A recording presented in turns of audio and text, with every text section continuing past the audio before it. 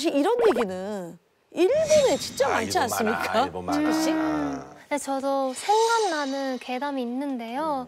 일본 사람들 사이에서 키사라기 역이라고. 키사라기? 네, 키사라기 역. 영화도 있어요. 아, 영화도 영화? 네네네.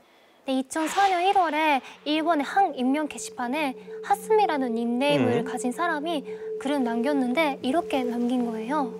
언제나 통근할 때 타는 전철입니다만 아까 전부터 20분 정도 멈추지 않고 달리고 있습니다. 승객은 저 외에 5명 있습니다만 모두 자는 것 같아요. 그리고 1시간 정도 뒤 다시 하스미 씨가 글을 남겼는데요. 지금 키사라기 역에 정차 중입니다만 내려야 할까요? 들은 적도 본 적도 없는 역입니다만. 어머. 게시판에 글을 올리자 사람들은 너도 나도 댓글을 달았죠. 기사라기 역이라고? 전 처음 들어보는 역 이름이에요. 인터넷에서 찾아봐도 그런 역은 없는데. 네, 사람들은 키사라기 역이라는 곳은 없다며 하스미 씨에게 얼른 그곳을 파주나오라고 조언을 했어요. 어떻게 달리고 있는데. 철길 노선을 따라돌아 걸어나오면 괜찮을 거예요. 하스미 씨는 사람들이 올려준 댓글을 따라서 전로를 따라디더라 걷기 시작했어요.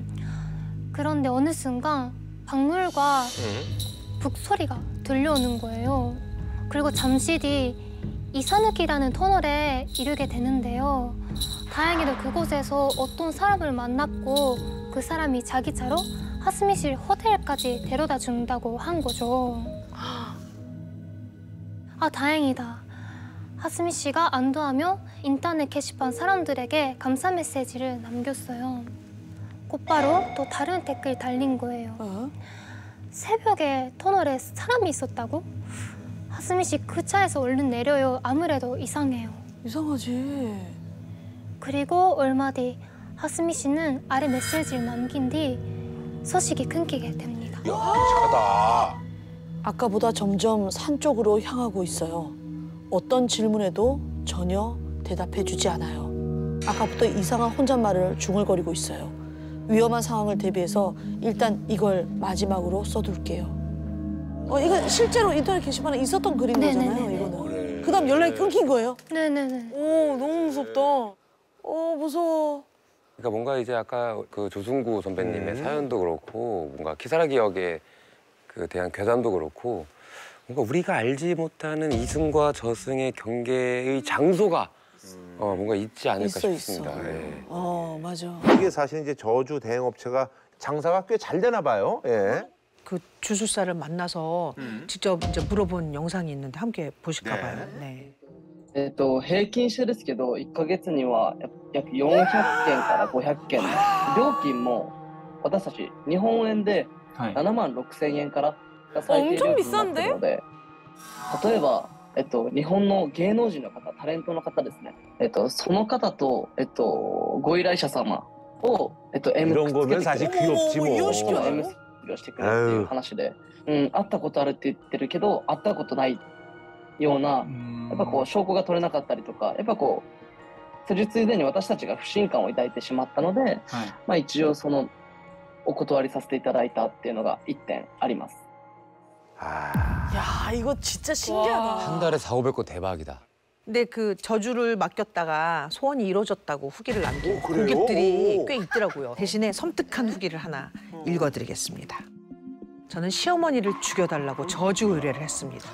어이 뭐야. 우리 아들은 더 좋은 집안 여자를 만날 수 있었다. 제가 있는데도 남들한테 이런 얘기를 계속 떠들고 다녔어요. 이혼하겠다 하니까 넌 어디 가서 죽어버려도 상관없지만 애는 두고 가라면서 악담을 하더라고요. 시어머니가 좀 그러네. 에휴, 정말.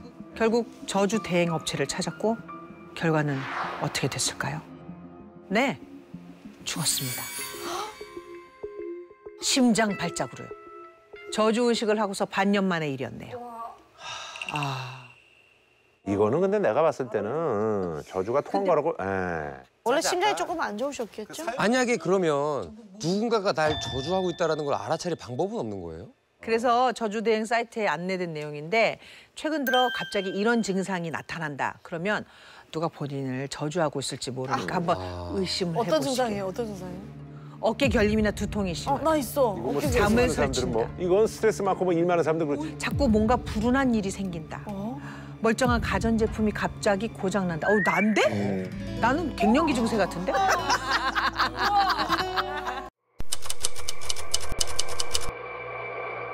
한 가지 조금 이제 이상하다 싶은 거는 있었대요. 네. 형이 막 입주할 때 그 아파트에는 일단 세입자가 거의 없었대. 이상한 아파트야. 형까지 포함해서 한 3가구. 그 아파트가 지금 어떻게 된지 궁금하네. 그 동네를 찾아가 봤는데요.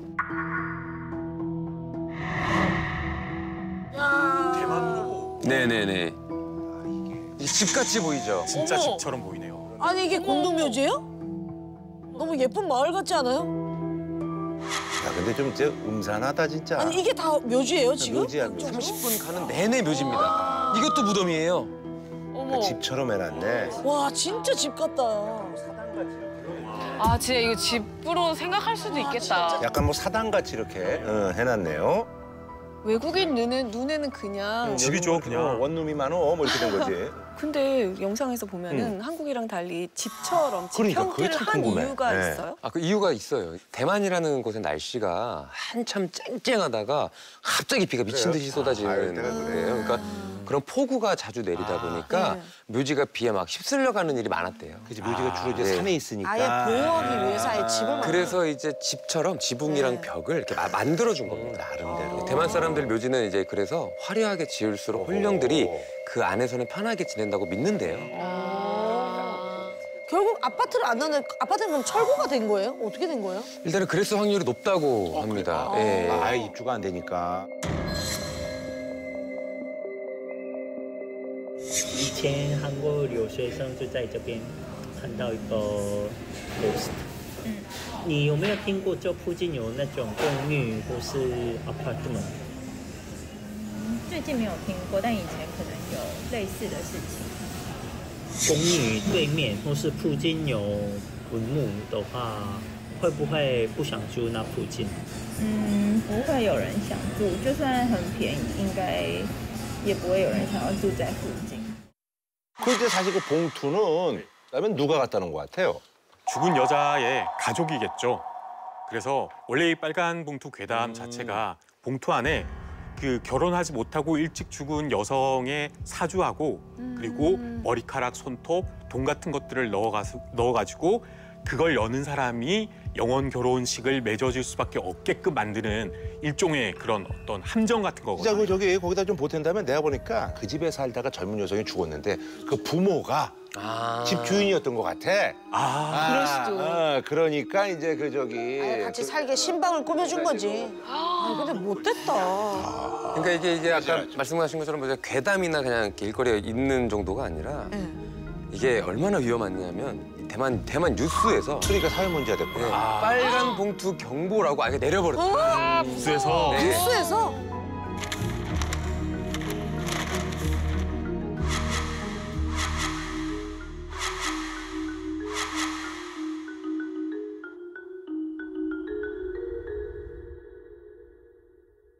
如果路上有一个红包的话，不能拿去，就是不能捡，那个不能捡，那个是死掉的人呐，所以他放在这个地下。女生或者一般大部分都女生，因为她没有结婚。 좋으면 결혼해야 되는데. 掉的话会怎么样吗？会跟你去呀，跟你去，跟你去呀。 이분들 같은 이제 이거 저기니까 어르신들이니까 이렇게 농담하는 거죠. 와. 진짜구나. 혹시 여러분들 1년 중 음기가 가장 강할 때가 언제라고 생각하십니까? 뭐 음기가 아무래도 이제 그 예. 축축한 거랑 관련이 있으니까. 예, 그렇죠. 장마. 아니면은 이제 해가 좀 제일 짧은 아하. 동짓날? 오. 그렇게 생각할 수도 있겠네. 정답이 있습니다. 있습니다. 바로 솔라 정답. 동지. 근데 반대로 베트남에서는요. 음력 7월을 음기가 강한 달로 꼽는다고 합니다. 이게 다르구나. 네.